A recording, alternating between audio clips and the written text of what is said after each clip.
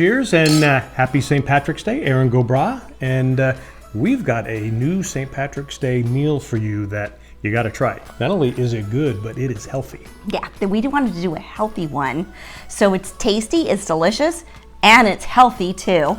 But we give you little tips and tricks in the recipes on our website so you can make it unhealthy if you want.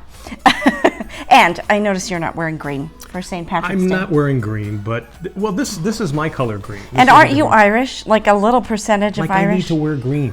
I'm okay, Irish. so I knew you weren't going to wear green, so I brought you this. Oh, what is that? It's got some green in it. Okay. Aloha. Actually, I look quite dashing, don't I? Yes, dashing, yes. You're welcome. Thank you very much. Then you won't get 7 years bad luck or whatever it is. We have a salmon, pan roasted, and then we did like a fresh herb green sauce. It's got yogurt in it, full fat Greek yogurt. But you could go, if you wanted to go in the unhealthy method, of course you could go sour cream or creme fraiche. But we said in the healthy spirit, let's just go with the Greek yogurt. Mm-hmm. So that's what we've got here. It is called colcannon, and that is a traditional Irish dish. We spun it up to be a little more healthy here, but it's an Irish potato salad. Find the recipe on our website. But basically we put kale, cabbage, shallots, a lot of green things into it because St. Patrick's Day. Because we're having these great omega-3s in this amazing salmon, I said, let's just have butter and cream in the potatoes. So that's what we did. So it's a traditional Irish potato salad. It's got a little green.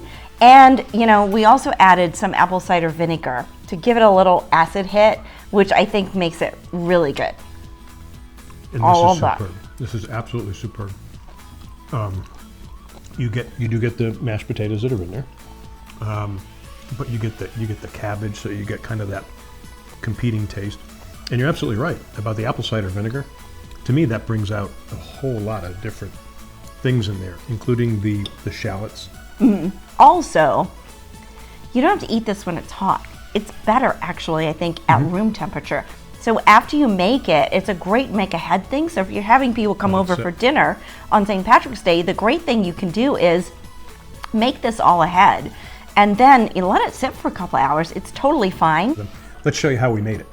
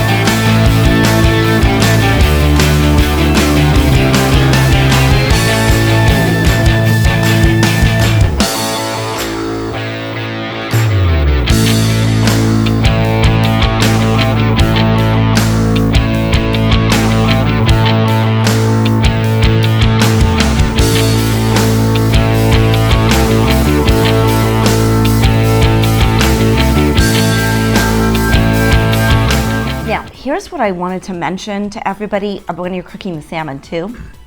we used a very good non-stick pan.